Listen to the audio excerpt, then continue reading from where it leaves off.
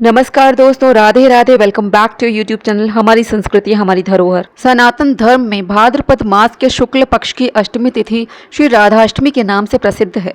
शास्त्रों में इस तिथि को राधा का जन्म दिवस रूप में बताया गया है। राधा जी वृषभानु की यज्ञ भूमि से प्रकट हुई थी। वेद तथा पुराण में जिनका कृष्ण वल्लभा कहकर गुणगान किया गया है, वे श्री वृंदावनेश्वरी राधा, सदा श्री कृष्ण को आनंद प्रदान करने वाली साध्वी कृष्ण प्रिया थीं। कुछ महानुभाव राधा जी का जन्म दिवस श्री वृषभानुपुरी बरसाना या उनके ननिहाल रावल ग्राम में प्रातःकाल को मनाते हैं।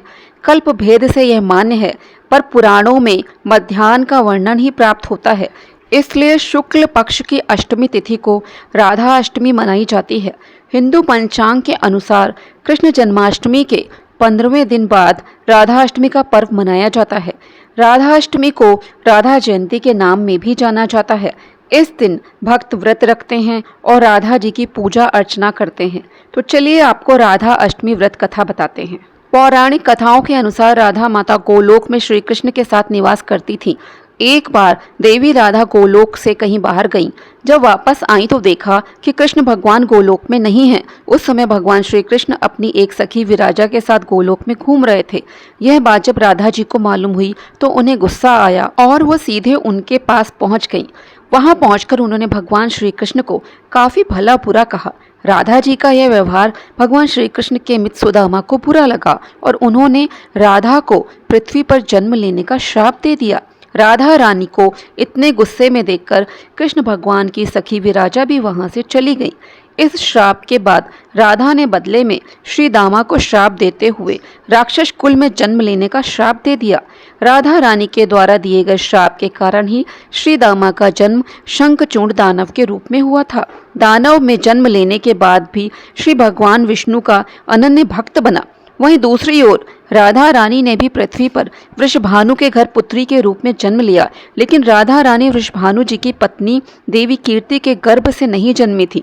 दरअसल जिस समय श्री दामा और राधा रानी ने एक दूसरे को श्राप दिया, तब भगवान श्री कृष्ण ने राधा रानी से कहा कि आपको पृथ्वी पर देवी कीर्ति और वृषभानु जी की पुत्री के रूप में रहना है।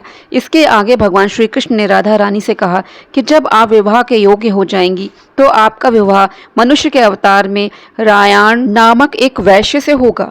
हालांकि वह भी मेरे अंशावतारों में से ही एक होगा। आप धरती पर भी मेरी प्रियतम बनकर ही रहेंगी, परंतु हम दोनों को वहां बिछड़ने का दुख सहना होगा।